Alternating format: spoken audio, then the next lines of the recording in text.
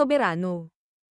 Sa pinakabagong vlog ng kilalang talent manager at content creator na si OG Diaz, ibinahagi niya ang isang nakakatuwang karanasan kung saan muli siyang nag-cross ng landas sa aktor na si Enrique Hill.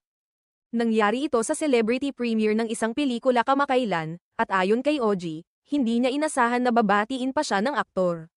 Sa kanyang pahayag, inamin ni OG na medyo nag-alinlangan siya noong una kung lalapitan siya o kahit papansinin ni Enrique, lalo't matagal na ring nauugnay ang aktor sa dating alaga niyang si Liza Soberano. Ayon sa kanya, may kaunting kaba dahil baka may awkwardness o tension sa kanilang pagkikita.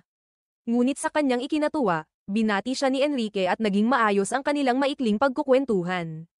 Napansin din ni OG ang malaking pagbabago sa itsura ni Enrique.